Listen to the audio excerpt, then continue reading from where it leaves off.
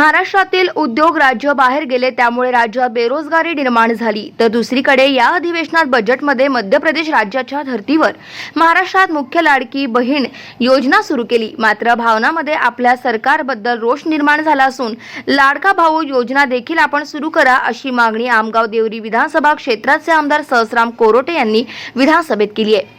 तर गोंदिया जिल्ह्यातील अंगणवाडी सेविका तसेच कोतवाल कम्प्युटर ऑपरेटर यांच्या समस्या देखील आमदार कोरोटे यांनी विधानसभेत ठेवल्या।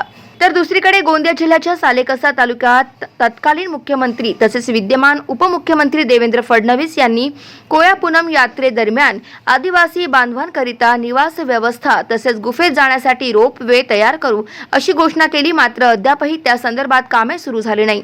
याकडे देखील आपण लक्ष द्यावे अशी मागणी विधानसभा अध्यक्षांकडे आमदार कोरोटे यांनी केली आहे। तर गोंदिया जिल्हा हा आदिवासी बहुल असा जिल्हा असून या ठिकाणी आदिवासी शेतकऱ्यांकरिता अनेक योजना राबवल्या जात होत्या। मात्र त्या बंद करण्यात आल्याने शेतकऱ्यांना अनेक समस्यांना पुढे जावे लागतंय। याकडे देखील लक्ष देण्याची मागणी आमदार कोरोटे यांनी केली आहे। अध्यक्ष महोदय, बेरोजगार पदवीधरांची संख्या आपल्या राज्यामध्ये मोठ्या प्रमाणामध्ये वाढलेली आहे।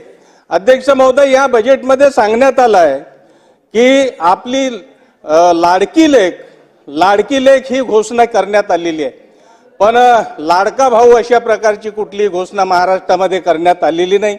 असंख्य बेरोजगार युवक या महाराष्ट्रामध्ये इकडे तिकडे दरदर भटकत आहे, त्याच्या हाताला काम नाही। कोणी BSc झालेला आहे, कोणी BA झालेला आहे, ग्रॅज्युएट झालेला आहे, पण त्या बेरोजगारांच्या हाताला काम नाही। आणि म्हणून अध्यक्ष महोदय, आपल्या वतीनं मी सांगू इच्छितो, आपली लाडकी बहीण, पण आपला लाडका भाऊ कुठं गेला? आपला लाडका भाऊ जाणार कुठं? त्याच्या हाताला काम केव्हा मिळेल?